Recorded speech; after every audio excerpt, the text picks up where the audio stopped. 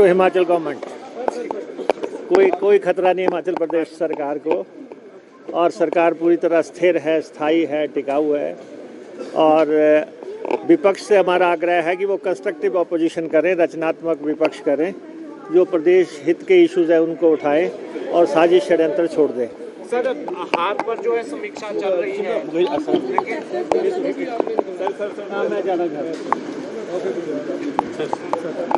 Sir, मंत्रियों की performance की बात करें तो आप अव्वल हैं। आपकी जो संसदीय क्षेत्र की आज जो है हार की जो समीक्षा चल रही है, क्या कारण आप मानते हैं? नहीं, देखिए, समीक्षा के लिए केंद्र ने उन राज्यों में जहां पार्लियामेंट में हार हुई है उसकी समीक्षा के लिए फैक्ट फाइंडिंग कमेटीज़ बनाई हैं, और वो fact finding committee 2 members Himachal आई हैं।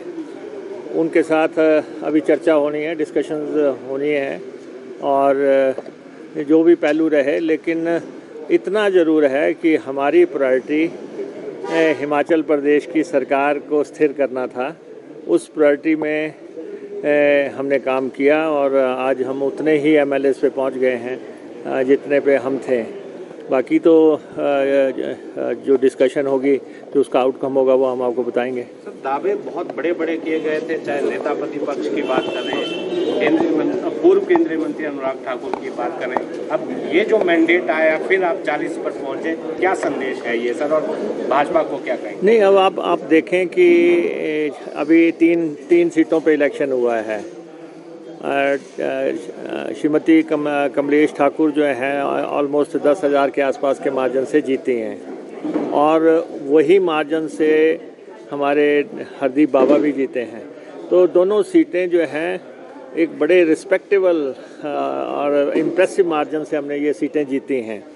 और यहाँ पे दो इंडिपेंडेंट्स जो हैं, इंडिपेंडेंट्स का इस्तीफे का कोई प्रश्न नहीं बनता था। वो तो उनको बताना चाहिए कि आखिर what were the compelling circumstances कि उन्होंने इस्तीफा दिया। लेकिन 2 सीटों पे तो कांग्रेस के लोग आ गए, तो उन्होंने क्या गेन किया? 42 महीने की MLA-शिप गवाई, और एक हमीरपुर की सीट भी हम नैरोली हारे हैं, और सिर्फ 700 वोट 800 वोट और चाहिए था, अदरवाइज़ वहाँ भी हमने अच्छी फाइट दी है। तो कांग्रेस पार्टी का जो विधानसभा को लेके बहुत अच्छा प्रदर्शन रहा है। पहले 6 इलेक्शन हुए थे, उसमें हमने 4 जीते, और अब 3 है, उसमें से हमने 2 जीत लिए।